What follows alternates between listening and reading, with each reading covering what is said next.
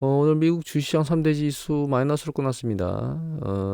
대형주, 그러니까 큰 지수들 전체 지수로 놓고 보면 오늘 하루 장이 초반부에 그냥 별 의미 없이 움직이다가 훅 빠졌었거든요. 1% 넘게. 그러다가 이제 반등하면서 끝났어요. 소형 주식은 반등을 못했습니다. 2% 넘게 끝났고. 오늘 경제지표 나온 것 중에서 CPI 지수가 여기 보시면 코어 말고요. 전체적으로 놓고 보면 여기 밑에 전체 CPI 지수, 소비자 물가 지수가 전월 대비하고 전년 동기 대비 증감률이 다 예측치보다 높았거든요. 그리고 신규 실업수당 청구 건수가 사실 늘어나질 않고 있는 이런 패턴을 보이니까 고용은 아직 잘 버티고 있고 물가는 높은 거 아니야? 이런 생각, 물가 압력이 아직 높게 유지되고 있는 이런 생각 때문에 주시장이 영향을 받았다고 얘네들이 해석하고 있습니다. 여기 보면 다음은 이런 거 깨졌는데 여기 보시면 인플레이션, 그다음에 그 노동시장의 어떤 강세가 유지되는 거 이런 것들 때문에 밀려 내려갔다 이렇게 얘기를 하고 있습니다. 그 이후에 하나 더 보면 지난번에 PPI가 나왔거든요. 미국에. 점진적으로 이제 PPI가 CPI로 반영이 된다는 생각을 좀 해보면 여기 보면 PPI가 전월 대비 예측치보다 높게 나왔죠. 그렇죠? 그리고 전년 동기 대비도 높게 나왔어요. 하물며 직전치보다 높게 나왔습니다. 지금. 그래서 물가가 한동안은 높은 수준을 유지할 수밖에 없다. 이런 생각이 들거든요. 그런 부분들이 시장에 반영이 됐다. 근데 저는 개인적으로는 이게 일정 부분은 거진 다 반영이 끝나가고 있다고 생각하고 있어요. 사실은. 11월 1일이든가요. 그때 기준금리 인상이나 이런 부분에 대해서 아직까지는 인상하지 않을 것이라고 지금 베팅하는 전문가들이 많거든요. 근데 그렇든 안 그렇든 사실 그 시장이 조정을 받더라도 일시적인 조정으로 그냥 기준금리는 뭐 한 번 정도 더 인상된다라고 하는 거는 사실 시장의 일정 부분 조정이 반영이 됐고 그게 시장에 어떤 영향을 미친다 하더라도 단기적 영향으로 끝날 거라고 생각하고 있습니다. 일단은 제가 단기 반등이 있을 거라고 말씀을 드리긴 했고 그 단기 반등이 지금 일어나고 있긴 한데 이게 지금 추세적으로 단기 반등이 계속 올라갈 수 있을지에 대해서는 사실 좀 물음표인 게 어, 여기 보시면 이제 이거 연합뉴스거든요. 김동현 기자께서 올리셨는데 10월 13일 날 우리나라에서 이란한테 돈 줬잖아요. 카타르로 줬나 봐요. 그런데 다시 카타르에다가 미국이 돈 주지 말라고 합의했답니다. 지금 하마스하고 그 이스라엘 전쟁 때문에 이란이 어떻게 사실 그 헤즈볼라라고 하던가요? 예, 그쪽에서 참전해서 같이 맞붙는 것까지는 모르겠는데 그 이외에 다른 국가들이 맞물려서 특히 이란이 확전에 참전을 하면 저기 유가에 영향을 크게 미칠 것 같거든요. 그런 경우에 시장에 압박이 일어날 수 있을 것 같습니다. 저는 확전될 거라고 생각하지는 않고 있습니다. 아직까지는. 그 이란도 굉장히 오랜 기간 동안 그 제재를 받으면서 사실 그렇게 녹록치 않은 상황인데 국가 상황이 지금 조금 화해 무드로 넘어가고 있는 과정 중에 이 일이 터졌거든요. 여기서 행보를 더 악화하는 쪽으로 가겠느냐? 저는 사실은 아직까지는 그런 생각은 하고 있지 않습니다. 그러진 않을 거라고 생각하고 있습니다. 사실은. 그래서 그게 확정적이진 않기 때문에 일단 상황을 좀 모니터링을 해 봐야 될 것 같고 단기 반등을 하고 있는데 이 단기 반등이 추가적으로 더 올라갈 수 있는 여력은 가지고 있다 이런 생각은 하고 있어요. 그 뉴스보다 하나 더 보여드리면 여기 보시면 이게 이제 기업 이익 관련된 뉴스인데 여기 보시면 이게 월가의 설레발 이거 들어가서 기사를 보면 4분기에는 실적이 더 좋아지는 쪽으로 얘기를 하고 있거든요. 근데 또 반대로 보면 여기 골드만삭스 같은 경우에는 고금리의 기업이익이 타격을 주기 시작했다 이런 얘기들을 하고 있어요.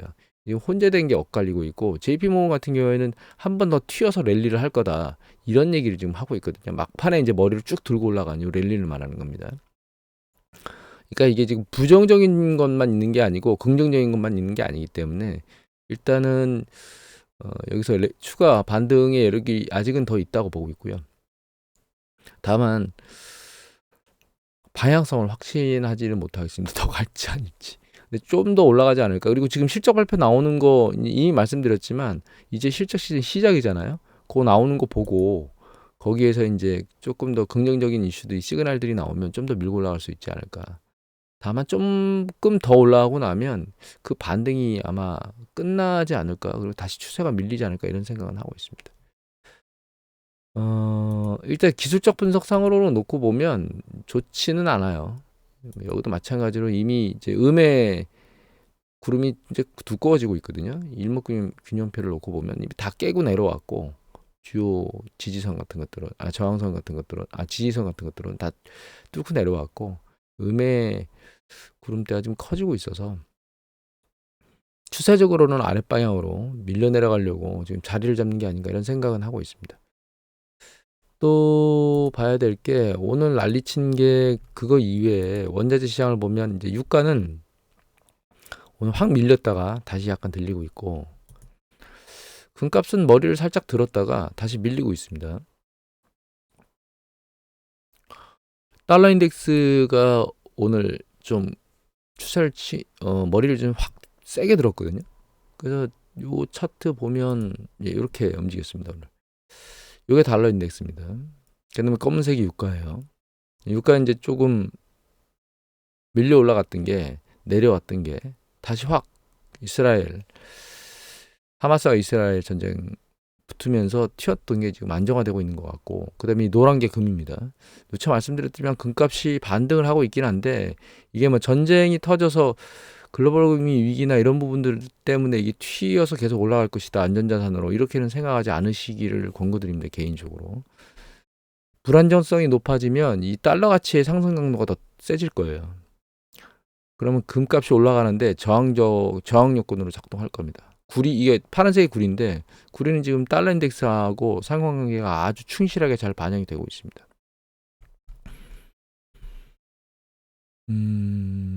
그리고 오늘 유가와 관련된 것 중에서 나온 거는 유가의 재고가 증가를 했거든요. 여기 보시면 이겁니다. 예. 재고가 예측치보다 상당히 많이 증가했어요. 미국의 전체 재고, 유가 재고가. 유가라네, 석유 재고가.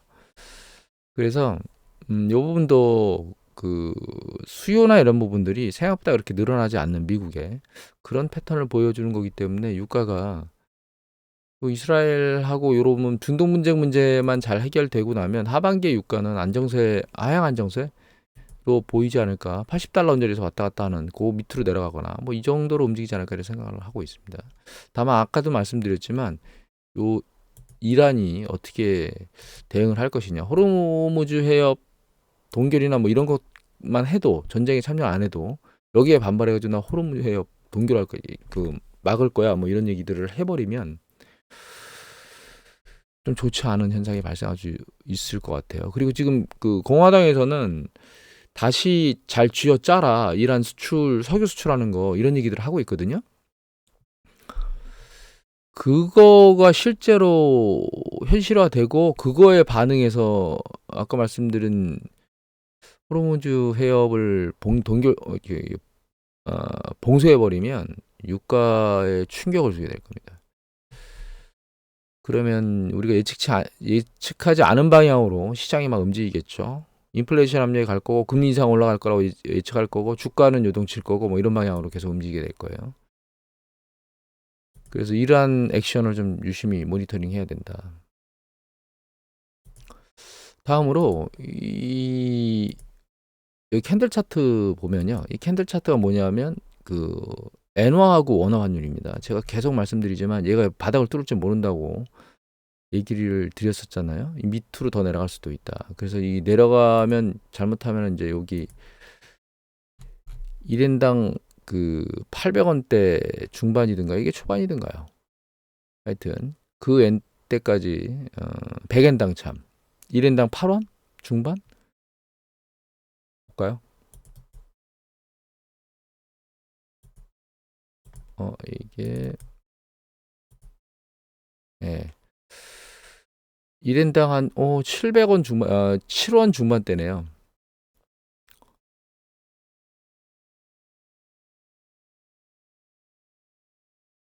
일원당 한 7원 중반대까지도 내려갈 수 있다고 하는 가능성을 오픈해야 됩니다. 지금 1엔당 9원 정도 되죠. 8.99원이라고 나와 있는데 100엔당 899원인 거죠.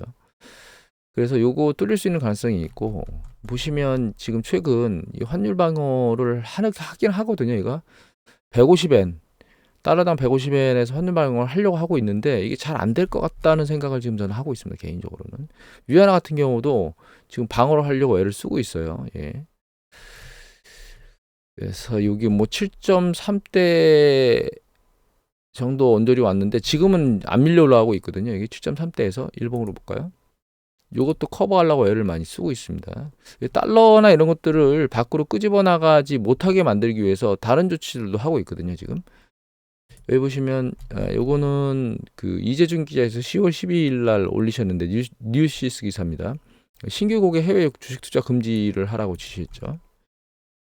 중국 증권당국에서. 그래서 여기 보시면 기존 국내 고객에 대해서도 외환 규제를 피하는 걸 막기 위해 신규 해외 투자를 철저히 감시, 해외로 달러가 나가는 걸 지금 감시하고 있는 거거든요. 그래서 본토 쪽에서 뭐 모집하는 거, 신규 투자 모집하는 거 하지 마라, 해외 거래하는 거. 그래서 환율 방어도 할 겸 또 한 가지 추가로는 이 부분이 올라왔습니다. 요거는 뉴시스 기사인데 이재중 기자께서 여기서 10월 12일 날 같이 올리셨거든요. 보시면 4대 국유은행이 주식을 대거 매수해서 증시 부양을 하려고 한다. 그래서 주가가 살짝 들렸습니다. 여기 보면 끝에 폭 들렸죠? 네, 쭉 들려 올라갔거든요. 근데 중요한 건 이거 CSI 300하고 미국 상해 지수 2개 포함된 겁니다. 이게 가만히 놔뒀다가는 여기 있는 작년 11월 저점을 뚫어 내려갈지도 몰랐는데 일단 증시 부양책을 하긴 했거든요. 그런데 내용을 잘 읽어보면 밑에 이런 얘기가 나옵니다. 문건은 후이진 투자가 앞으로 6개월 동안 걸쳐 상하이 증시에서 중국은행 4개 주식입니다. 중국은행. 그러니까 은행주들을 떠받치는 행위만 하겠다 이거죠. 사실 그 비구이안이나 헝다나 이런 쪽에서 채권시장이나 이런 쪽이 불안정해서 막 움직이니까 아마도 금융시장이나 이런 것들도 주식시장에서 안 좋게 반응을 하겠죠. 이제 그런 부분들도 커버를 할 겸, 주식시장도 커버를 할 겸 이런 관점에서 이 국유은행들의 주식을 국부펀드 쪽에서 국부펀드 쪽에서 지속적으로 매수를 하면서 주식을 떠받치겠다 이런 생각을 하고 있는 것 같아요. 근데 제 개인적으로는 이게 시장 전체를 강력하게 밀고 올라가지는 못할 것 같습니다.